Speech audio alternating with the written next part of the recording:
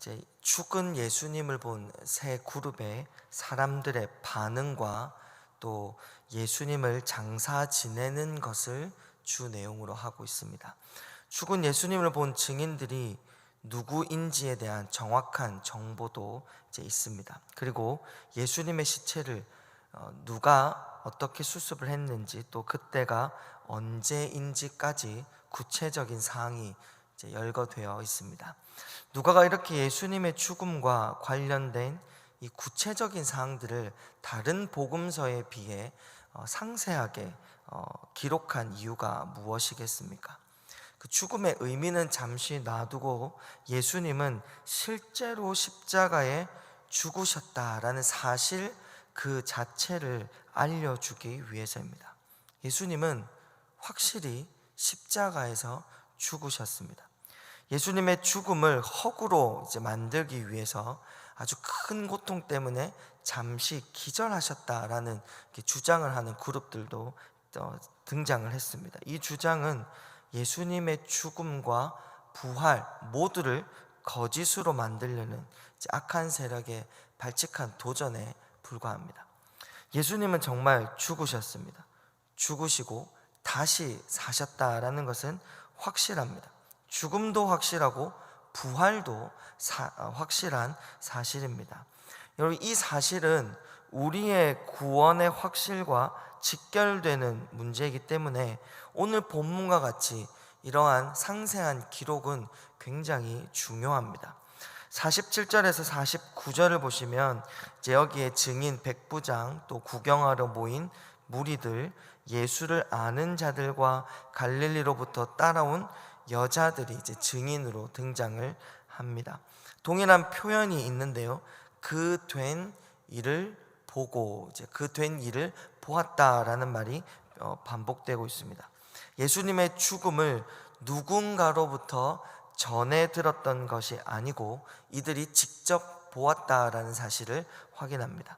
그러니까 예수님의 죽음은 사실 그 자체이다 라고 계속 말하고 있습니다. 그 증인들의 행동과 반응은 각각 이제 다릅니다. 각각 다른 반응을 상세하게 기록해 놓은 것도 예수님의 죽음이 확실한 사실이다라는 것을 강조해 주고 있습니다. 백부장은 그 된 일을 보고 뭐라고 했습니까? 이 사람은 정녕 의인이었도다, 이제 이렇게 합니다.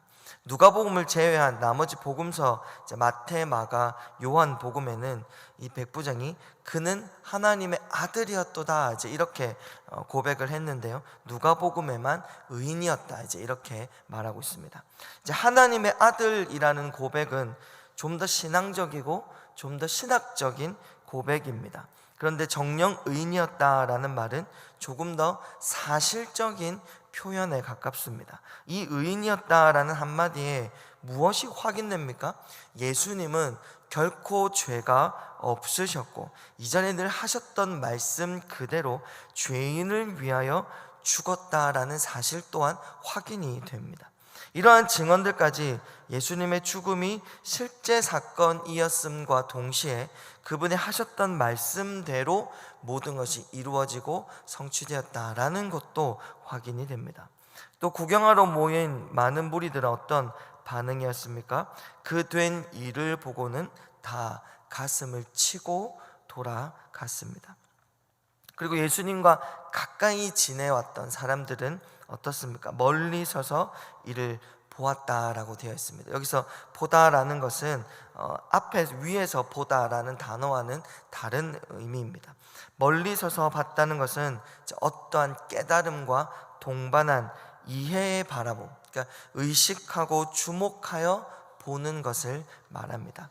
이 보다라는 단어의 의미에는 경험하다, 또 참여하다라는 의미도 있는 것을 보니까 그냥 보고 있었던 것이 아니라 어떠한 마음의 영적인 깨달음과 의식과 이해가 함께 있었다라는 것도 우리가 확인해 볼 수 있습니다. 더 깊은 차원은 성경에서는 더 이상은 말해주지 않고 있기 때문에 더 가지는 않고 정리를 한번 해보면, 증인들은 모두 각자의 역할과 위치를 통해서 예수님의 죽음이 사실이고 역사적인 사건임이 분명하다라는 것을 말해주고 있습니다. 그리고 이어지는 예수님을 장사 지내는 자세한 이런 과정의 서술은 예수님의 죽음이 확실한 사실이다라는 것을 더욱 증거해 주고 있습니다. 특히 예수님의 시체를 달라 했던 이 아리마대 요셉에 대한 꽤 상세한 정보를 우리는 또 확인해 볼 수가 있는데요. 그리고 시신을 어떻게 수습하고 또 어디에 넣었는지에 대한 자세한 내용도 기록되어 있습니다. 예수님의 죽음이 이렇게 사실이라고 하면 이제 질문은 다시 해야 됩니다. 그러면 예수님은 왜 죽으셨는가 하는 질문을 해야 합니다. 예수님이 왜 죽으셨습니까? 죄인을 구원하기 위해서입니다.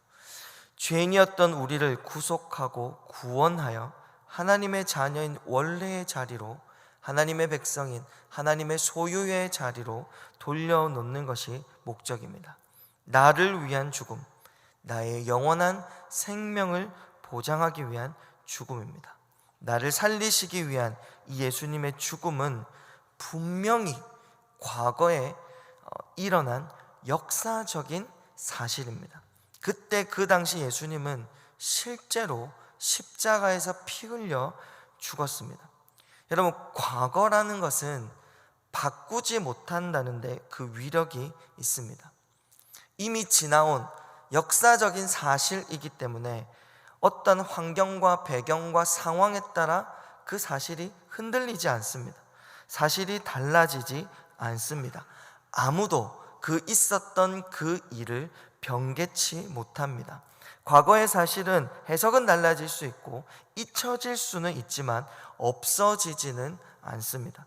예수님의 죽음은 사실이고 과거의 역사입니다.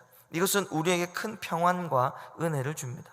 우리의 죄를 위해 죽으신 그 예수님의 과거는 변함이 없고 아무도 바꾸지 못한다는 사실입니다. 동시에 성령께서 우리의 마음에 그 역사적이고 과거였던 그 사실이 오늘 우리를 위한 것이다 라는 것 또한 우리에게 알려주고 계심은 우리에겐 큰 은혜요, 평안이요, 안식이라는 것입니다.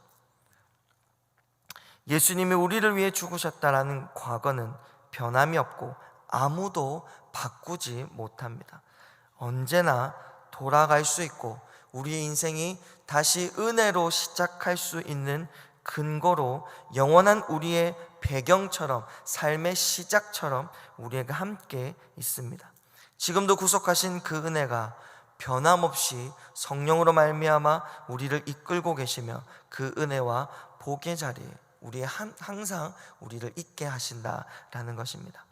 예수님의 죽음은 사실로 실제로 우리에게 주어져 있습니다.